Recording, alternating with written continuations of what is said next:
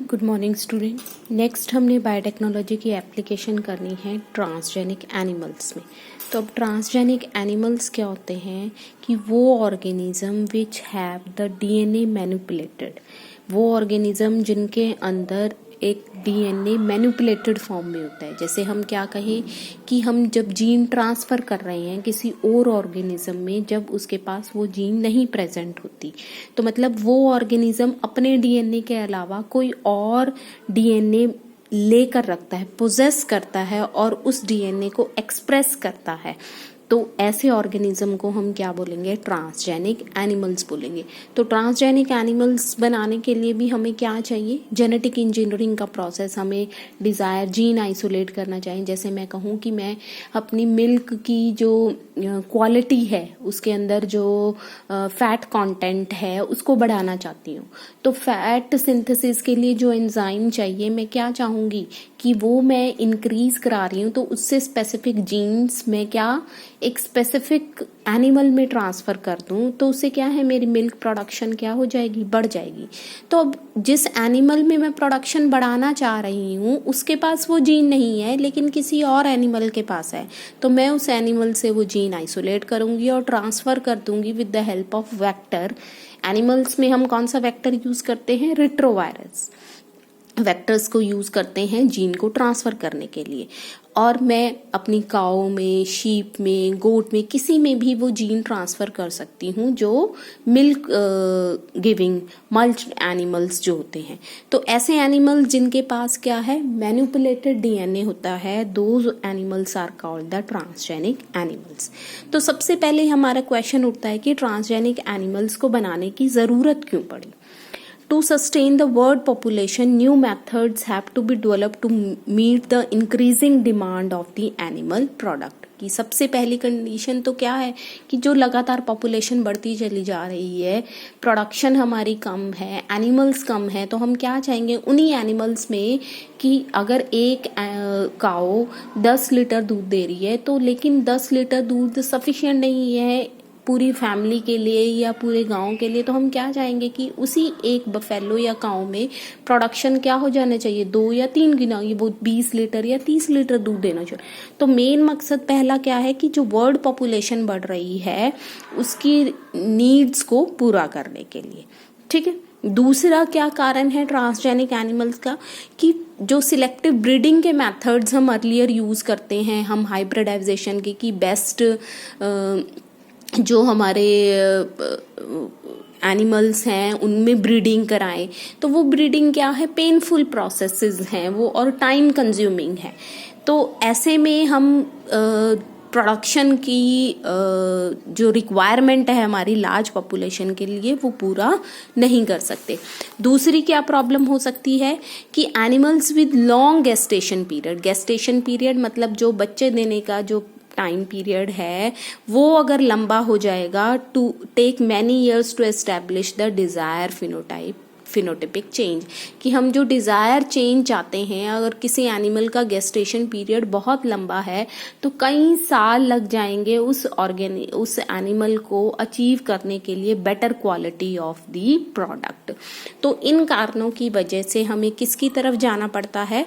Transgenic animal की तरफ जाना पड़ता है। तो सबसे पहले जो ट्रांसजेनिक एनिमल बनाया गया था माउस। 95% जितनी भी ह्यूमन जीन्स एक्सप्रेस की गई हैं बच्चे, वो किस में की गई हैं? माउस में ही की गई हैं। 95% ट्रांसजेनिक एनिमल कौन सा है? माउस है, उसी के अंदर मैक्सिमम जीन एक्सप्रेस कराई गई है। तो सबसे पहले जो जीन डाली गई थी वो थी ग्रोथ हार्मोन के लिए इन 1882। तो ट्रांसजेनेसिस क्या है? It is the process of producing the transgenic animal, उसे हम क्या बोलते हैं? ट्रांसजेनेसिस। तो ट्रांसजेनेसिस करने के लिए क्या मेथड अपनाना पड़ेगा? वही जो हम जेनेटिक इंजीनियरिंग में हमें डिजायर जीन को आइसोलेट करना है, मतलब हमें ऐसा डोनर ढूंढना है या सुपीरियर, जैसे मैं कहूँ कि मिल्क प्रोडक्शन की बात कर रहे हैं हम, तो मैं ऐसी बफेलो या काऊ ढूंढूं जिसमें क्या है? Good quality of milk production की बात हो, मतलब वो अच्छा दूध देती हो क्वांटिटी और क्वालिटी वाइज दोनों में। तो मैं ऐसी सुपीरियर काउ बफेलो को सिलेक्ट कर लूंगी और उससे क्या है, उसके एम्ब्रियो मतलब उसके स्टेम सेल्स, उसकी ओवरी से वो निकालूंगी। ठीक है, अब मैं जिसमें ये ट्रांसफर करना चाह रही हूँ जिस एनिमल में, उसका क्या है, उसका भी मैं न्यूक्लियस मतलब उसका भी एम्ब्रियो में एग ले लूंगी और उस एग में से उसका जो न्यूक्लियस है निकाल दूंगी, क्योंकि मैं इस एग में तो कौन से कैरेक्टर्स चाहती हूँ, जो मेरे बेटर क्वालिटी वाले कैरेक्टर्स हैं। बेटर क्वालिटी वाले क्या है कि मिल्क प्रोडक्शन अच्छी होनी चाहिए और मिल्क की का उत्पादन भी क्या है, बढ़ जाना चाहिए। तो मेरे पास एक डोनर है जिसके पास अच्छे कैरेक्टर हैं और एक रिसेपिएंट है, रिसीव करने वाला है, जिसके अच्छे कैरेक्टर नहीं है। जैसे मैं काऊ में ही कोई ऐसी मेरे पास ब्रीड है काऊ की जिसके वो अच्छा दूध नहीं देती और उसकी मिल्क प्रोडक्शन भी ज़्यादा नहीं है, 1-2 लीटर दूध देती है, लेकिन मैं चाहती हूँ कि उसका 10 लीटर दूध हो जाए। तो ऐसी काऊ से मैं जीन्स लूंगी जो क्या है, जिसकी मिल्क प्रोडक्शन ज़्यादा हो और जिसका क्या है, क्वालिटी भी अच्छी हो। तो मैं उसके एग को, रिसेपिएंट वाले एग को, उसका न्यूक्लियस निकालने मतलब उसका जेनेटिक्स मैंने हटा दिया, क्योंकि वो करेक्टर मुझे नहीं चाहिए। मुझे कौन से करेक्टर चाहिए, बेटर क्वालिटी वाले। तो मैं क्या करूंगी, डोनर एग को ट्रांसफर कर दूंगी रिसेपिएंट में, है ना। किसकी हेल्प से, माइक्रो इंजेक्शन टेक्निक जो हमने ट्रांसजेनिक बनाने के लिए पढ़ी थी पहले। क्या है, इंजेक्शन सिरिंज के थ्रू हम क्या है, सेल के अंदर ट्रांसफर कर देते हैं। फिर ये क्या हो गया, अब इस रिसेपिएंट के पास कैसे करेक्टर आ जाएंगे, डोनर वाले। अब डोनर ये एग बन गया, फिर हम क्या करेंगे, उसकी एम्ब्रियोजेनेसिस करवाएंगे। 8 सेल, फिर 16, 32 सेल तक हम ग्रो कराकर दोबारा से एम्ब्रियो स्टेज की 32 स्टेज तक हम उसकी ग्रो कराएंगे लैब में और फिर उसको इम्प्लांट कर देंगे रिसेपिएंट एनिमल में। रिसेपिएंट एनिमल हमने वो काऊ भी लिया हो सकता है, वो गोट भी लिया हो सकता है, क्योंकि हम मिल्क प्रोडक्शन की बात कर रहे हैं। तो वहां पर ये तो हम एक एग्जाम्पल लेकर चल रहे हैं कि मिल्क प्रोडक्शन, लेकिन जरूरी नहीं है। अब हम टाइप ऑफ जीन के हिसाब से काम कर सकते हैं। जैसे मैं कहूँ ग्रोथ हार्मोन मैं एक्सप्रेस कराना चाह रही हूँ, तो मुझे तो हार्मोन प्रोडक्शन चाहिए। हार्मोन प्रोडक्शन ब्लड में भी हो जाती है, तो वो आप किसी शीप में, गोट में, माउस में, किसी में भी करा सकते हो। तो रिसेपिएंट एनिमल में आप उस एम्ब्रियो को ट्रांसफर कर दोगे, तो अब वो रिसेपिएंट एनिमल हमारे डिजायर कैरेक्टर्स की प्रोटीन्स को बनाना शुरू कर देगा। तो ये था हमारा मैकेनिज्म कैसे ट्रांसजेनेसिस होता है। अब जो ट्रांसजेनिक एनिमल्स हमने बनाए हैं, जितने भी बनाए, 95% माउस हैं, लेकिन इसके अलावा हमने गोट, शीप, काऊ, बफेलो बहुत सारे बनाए हैं, मंकी। तो उनकी क्या क्या एप्लीकेशन, हम कहाँ कहाँ पर ट्रांसजेनिक एनिमल्स को यूज कर रहे हैं। तो सबसे पहली एप्लीकेशन है मॉलिक्यूलर फार्मिंग में। मॉलिक्यूलर फार्मिंग क्या है कि हम अपना डिजायर प्रोडक्ट जब किसी एनिमल में बनाना चाहते हैं। अब डिजायर प्रोडक्ट क्या हो सकता है, कोई हार्मोन हो सकता है, कोई प्रोटीन हो सकती है, या कोई हमारी मेडिसिन ड्रग हो सकती है। तो ऐसे एनिमल्स उस चीज को कहाँ पर बनाएंगे, मिल्क में बना सकते हैं, ब्लड में बना सकते हैं, यूरिन में बना सकते हैं, है ना। तो हमारा मकसद क्या है कि उन डिजायर एनिमल में हमारा ट्रांसजेनिक एनिमल में हम अपना डिजायर प्रोटीन एक्सप्रेस कराएं और उसको एक्सट्रैक्ट कर लें। एक्सट्रैक्ट हम लिक्विड से ही कर सकते हैं, है ना। जो भी सिक्रीशन एनिमल रिलीज करेगा, मिल्क कर सकता है, ब्लड कर सकता है, यूरिन कर सकता है। जो अगर सही टाइप ऑफ मिल्क में वो प्रोटीन आ रही है, तो लॉन्ग टर्म के लिए हमारा वो एनिमल किस रूप में काम करेगा, एज ए बायोरिएक्टर, जहां पर लगातार हमारा प्रोडक्ट बनता रहेगा कॉन्टिन्यूसली, है ना। तो मॉलिक्यूलर फार्मिंग का मतलब यही है कि हम अपने डिजायर प्रोडक्ट को लॉन्ग टर्म के लिए एनिमल से बनवा सकते हैं, कॉन्टिन्यूस प्रोडक्शन करवा सकते हैं, आइदर इन हिट्स मिल्क और ब्लड, है ना। तो वहां से आप अपने डिजायर प्रोडक्ट को, weather it is any protein, weather it is any drug, आप एक्सप्रेस करा सकते हो। जैसे हम बात करें कि जो ट्रांसजेनिक शीप होती हैं, उनमें हमने human anti hemophilic factor 9 gene को इंसर्ट कराया है, जो ब्लड क्लॉटिंग में रोल प्ले करता है। ऐसे ही ह्यूमन अल्फा एंटीट्रिप्सिन हमने प्रोटीन ट्रांसजेनिक शीप में एक्सप्रेस कराई हुई है। तो मेन मकसद क्या है, हमारा डिजायर प्रोडक्ट को कॉन्टिन्यूसली प्रोड्यूस कराते रहना ट्रांसजेनिक एनिमल में, that was called the molecular farming. Next हम कहाँ पर ट्रांसजेनिक एनिमल की एप्लीकेशन कर सकते हैं, study of disease and gene therapy, कि हमें देखना है कि डिजीज किस वजह से हो रही है, किसी एनिमल में डिजीज, किसी डेफिशिएंसी क्यों हुई होगी, क्योंकि वो जीन इनएक्टिव हो गई होगी। तो ये सारी चीजें भी हम कहाँ हैं, ट्रांसजेनिक एनिमल्स में स्टडी कर सकते हैं। जैसे बहुत सारे जो रिसर्च हो रही हैं, जैसे कैंसर को कैसे ट्रीट किया जा सकता है, या किन कारणों से कैंसर हो रहा है, या सिस्टिस फाइब्रोसिस, अल्जाइमर डिजीज, इन सब की जो स्टडी चल रही है वो ट्रांसजेनिक एनिमल्स में ही चल रही है। हम जीन की स्टडी को देख रहे हैं कि ये जीन इनएक्टिव हो जाएगी तो क्या असर पड़ रहा है बॉडी पे। तो ये सारी चीजें हम कहाँ पर करते हैं, एनिमल्स में ही करते हैं। तो लिखा हुआ है many transgenic animals help to study how gene contribute in the development of the gene की डिजीज, कि कोई भी जीन, क्योंकि जीन क्या बनाती है बच्चे, प्रोटीन बनाती है, उस प्रोटीन की वजह से ही कोई एक्सप्रेशन होती है। जैसे हमारा जितना भी क्या है जीन एक्सप्रेशन हमने पढ़ा था कि प्रोटीन सिंथेसिस सही होगा तभी हमारी बॉडी ठीक रूप से काम करेगी।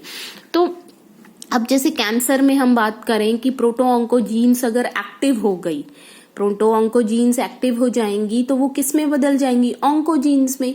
तो वहां पर हम ट्रांसजेनिक एनिमल्स में कैसे स्टडी कर सकते हैं कि किन किन कारणों से प्रोटोऑन्कोजीन्स एक्टिव हो रही हैं, हम अलग अलग ट्रीटमेंट दें उसको, गामा रेज, उसको किसी भी तरह के केमिकल से ट्रीटमेंट दे रहे हैं, तो हम देख सकते हैं कि किन किन कारणों से प्रोटोऑन्कोजीन ऑन्कोजीन में बदल रही है। ये हम ह्यूमन के साथ नहीं कर सकते, लेकिन ये हम किन के साथ कर सकते हैं, ट्रांसजेनिक एनिमल्स के साथ कर सकते हैं। ठीक है, तो हमें डिजीज को स्टडी करने में भी ट्रांसजेनिक एनिमल्स हेल्प करते हैं। दूसरा है, नेक्स्ट है increase production of biological product. हमारे डिजायर प्रोडक्ट्स की प्रोडक्शन भी हम कहाँ हैं, ट्रांसजेनिक एनिमल्स में ही कर सकते हैं। जैसे हमने ट्रांसजेनिक शीप बना ली है जो बेटर क्वालिटी ऑफ वूल बनाती हैं। जैसे 2 जीन रिस्पॉन्सिबल हैं वूल बनाने में, सिस ई एंड सिस एम। ये जिस भी शेप में हमने एक्सप्रेस करा दी तो वो क्या है, एक बहुत अच्छी वूल बनाएगी, क्योंकि ये दोनों जीन्स क्या हैं, ऐसे अमाइनो एसिड बनाती हैं जो किस में रोल प्ले करते हैं, वूल फॉर्मेशन में रोल प्ले करते हैं। तो सिस ई और सिस एम जिसमें जीन्स प्रेजेंट होगी, उस शेप की वूल्स क्या होंगी, बेटर क्वालिटी की होंगी। ऐसे ही हमने ट्रांसजेनिक फिशेस बनाई हुई हैं, जैसे common carp, cat fish, goldfish, salmon have been produced by the micro injection of a gene for human growth hormone। हमने ह्यूमन ग्रोथ की स्टडी को करने के लिए ट्रांसजेनिक फिशेस बनाई हुई है। ऐसे ही transgenic cow having alpha lacto albumin gene producing, ये बहुत इंपॉर्टेंट एग्जाम्पल है बच्चे कि ट्रांसजेनिक जो काउ है उसमें क्या, कौन सी जीन हमने डाल दी है, अल्फा लैक्टो एल्ब्यूमिन, जो मिल्क प्रोटीन है। अर्लियर जो क्या था उसमें जो हम मिल्क काउ करते हैं उसमें क्या है, ह्यूमन प्रोटीन नहीं होती। लेकिन जैसे ही हमने ट्रांसजेनिक काउ बनाई जिसमें हमने ह्यूमन की ये प्रोटीन इंसर्ट करा दी, alpha lacto albumin gene insert करा दी, तो अब ये ट्रांसजेनिक काउ इतने अमाउंट में क्या है, इस प्रोटीन को बनाने लग जाएगा। तो ये जो मिल्क प्रोटीन है can be extracted and used pharmaceutically. तो ट्रांसजेनिक काउज क्या है, हम क्या है, बेटर क्वालिटी ऑफ मिल्क बनाने के लिए यूज करते हैं। नेक्स्ट ट्रांसजेनिक एनिमल की एप्लीकेशन क्या है, वैक्सीन सेफ्टी टेस्टिंग, कि जितनी भी हम वैक्सीन बनाते हैं अगेंस्ट दी वायरसेस, तो उनके जो सेफ्टी टेस्टिंग है कि क्या ये सही रूप से काम करेगी। जो ट्रायल्स होते हैं ह्यूमन ट्रायल से पहले वो एनिमल ट्रायल्स ही किए जाते हैं। वो एनिमल ट्रायल कैसे करते हैं हम, ट्रांसजेनिक एनिमल्स के ऊपर, either on a mouse, rat, sheep, goat, किसी पे भी हो सकता है। तो transgenic mice was used as the laboratory animal to test the efficiency of new discovered vaccine before it is used on human being. ठीक है। नेक्स्ट है केमिकल सेफ्टी टेस्टिंग, कि कोई भी जो प्रोडक्ट आपने बना लिया है उसकी सेफ्टी, केमिकली वो सेफ है कि नहीं, उसकी भी टेस्टिंग हम कहाँ पर करते हैं, उसके टॉक्सिक लेवल को जानने के लिए वो भी हम कहाँ पर करते हैं, ट्रांसजेनिक एनिमल में। कि कोई भी प्रोडक्ट, जैसे मैं कहूँ मैंने अल्फा लैक्टो एल्ब्यूमिन प्रोटीन बना ली है, तो वो कितना सेफ है केमिकल से, उसकी टॉक्सिसिटी, उसके ऊपर कितना इफेक्ट हो रहा है किसी भी केमिकल का, वो भी हम कहाँ पर टेस्ट करते हैं, ट्रांसजेनिक एनिमल्स में करते हैं। तो transgenic animals play very important role in the biotechnology for the betterment of human life. हमारी ह्यूमन लाइफ को बेटर बनाने के लिए जितने भी प्रोडक्ट्स बनाए जा रहे हैं, जैसे हमारी डिजीज कंट्रोल करने के लिए जितनी भी वैक्सीन्स बन रही हैं, या हमें बीमारियों के बारे में जो जानकारी मिल रही है, वो सारी कैसे मिल रही है, क्योंकि हम कहाँ पर एप्लीकेशंस कर रहे हैं, वो ट्रांसजेनिक एनिमल्स पे, क्योंकि सारे की सारी रिसर्च ह्यूमंस पर पॉसिबल नहीं हो सकती। ठीक है, तो अब हम एक ओवरव्यू लेते हैं कि भी हमारी बायोटेक्नोलॉजी की हम कहाँ कहाँ एप्लीकेशंस कर सकते हैं। फूड में, फूड की जो एप्लीकेशन है ये तो लॉन्ग टर्म से चली आ रही है, ब्रेड बनाना, डोसा, सोया सॉस, ये हमने माइक्रोब्स इन ह्यूमन लाइफ वाले चैप्टर में भी किया था। तो फूड में बहुत इंपॉर्टेंट रोल प्ले करते हैं कौन, बायोटेक्नोलॉजी। दूसरा है डेयरी प्रोडक्ट्स में, डेयरी प्रोडक्ट्स में भी ये भी हमने वहीं पर किया था, योगर्ट्स, कर्ड, चीज, बटर, ये सब बनाने में भी क्या है, हम बहुत सारे माइक्रो ऑर्गेनिजम्स का यूज करते हैं। तो माइक्रो ऑर्गेनिज्म यूज कर रहे हैं, तो बायोटेक्नोलॉजी हमें यही कहती है कि the use of animal and it's product. तो यहाँ पर एनिमल क्या है, कोई भी माइक्रो ऑर्गेनिज्म। तीसरी चीज हमने अल्कोहलिक बिवरेजेस भी करे थे, कि हम तरह तरह की जो बिवरेजेस बना रहे हैं, बियर, वाइन, वोडका, ये सारा भी कैसे बना रहे हैं, through the fermentation using an anaerobic bacteria. Sewage treatment, sewage treatment भी किया था हमने, बायोलॉजिकल ट्रीटमेंट किया था, या हम कहीं सेकेंडरी ट्रीटमेंट किया था, वहां पर भी हम क्या है, एरोबिक और एनारोबिक दोनों तरह के ऑर्गेनिजम्स को यूज कर रहे थे for the treatment of the waste. Next हमने बायोगैस का रोल भी किया था। बायोगैस में क्या था कि हम क्या है, माइक्रो ऑर्गेनिज्म एनारोबिक बैक्टीरियाज का यूज कर रहे हैं, मिथेनोजेनिक बैक्टीरियाज का यूज कर रहे हैं for the production of biogas which is used as a fuel, domestic fuel. Next भी हमने बायो फर्टिलाइजर्स का रोल की, different micro organism, whether it is a bacteria और a fungi, that are used to increase the fertility of the soil instead of using the chemical fertilizers। फिर हमने बात की थी कि हम तरह तरह के केमिकल्स भी बना सकते हैं with the use of micro organism. हम ऑर्गेनिक एसिड्स बना रहे हैं, विटामिन बना रहे हैं, एंजाइम्स, ये सब भी हम कहाँ, माइक्रोब्स में बना सकते हैं। Next, hormones and monoclonal antibodies can be obtain from the clonal cultures of the microbes. Next application क्या है, tissue culture is being used for the improvement of agriculture, forestry, induction of mutation and the resistance. Tissue culture, ये जो application है ये हम chapter 9 में पढ़ेंगे। ठीक है, वहां पर कि कैसे टिश्यू कल्चरिंग की जाती है। टिश्यू कल्चर ज्यादातर हम कहाँ यूज करते हैं, प्लांट्स में, एग्रीकल्चर की प्रोडक्शन को बढ़ाने के लिए यूज करते हैं। तो genetic engineering is a recombinant DNA technology in order to bring out about the improvement of genetic makeup of the organism, है ना। जेनेटिक इंजीनियरिंग हमें यही कहती है कि वो टेक्निक जिससे आप किसी भी जेनेटिक कंपोजिशन को इम्प्रूव कर सकते हो for the betterment of human life, कि वो बेटरमेंट हम किसी भी तरीके में यूज कर सकते हैं। तो यहाँ पर जहां पर भी आप लिविंग ऑर्गेनिज्म का यूज कर रहे हो फॉर द बेटर और आइदर और इट्स प्रोडक्ट, वो फील्ड हमारी क्या कहलाती है, बायोटेक्नोलॉजी कहलाती है। तो ये डिफरेंट एप्लीकेशंस जो हम पहले चैप्टर्स में भी पढ़ चुके हैं, टिश्यू कल्चर नहीं पढ़ा, वो हम पढ़ेंगे एक चैप्टर में। ठीक है, तो ये था एप्लीकेशंस ऑफ बायोटेक्नोलॉजी हमारा। जैसे गोल्डन राइस भी हम वहीं पर टिश्यू कल्चर में ही बात करेंगे, जैसे लिखा हुआ है, genetically engineered rice called the golden rice, which is enriched with vitamin A by introducing 3 genes involved in the biosynthetic pathway of carotenoid carotenoid, जिसकी वजह से उसका कलर क्या हो गया है, ब्राउन हो गया है। कैरोटीनॉइड किस में रोल प्ले करती हैं, विटामिन ए की सिंथेसिस में रोल प्ले करती हैं। The color of rice is golden due to the synthesis of this provitamin, carotenoid synthesis के। तो कैरोटीनॉइड की सिंथेसिस बढ़ाने के लिए हमने 3 जीन इंट्रोड्यूस करा दी, तो इसलिए आपने सुना भी होगा brown rices are better than the white rice, क्योंकि उनमें क्या है, they are rich in vitamin A. ऐसे ही हम agrobacterium is called the genetic engineer of the plant as these bacteria have natural ability, है ना। हम इस एग्रोबैक्टीरियम ट्यूबिफेशियन को हम क्या है, वेक्टर की तरह यूज करते हैं किसी भी प्लांट के जेनेटिक्स को चेंज करने के लिए, है ना, क्योंकि इसके पास एबिलिटी है, इसके पास एक एक्स्ट्रा डीएनए टी डीएनए होता है जो ट्रांसफर करने में मदद करता है।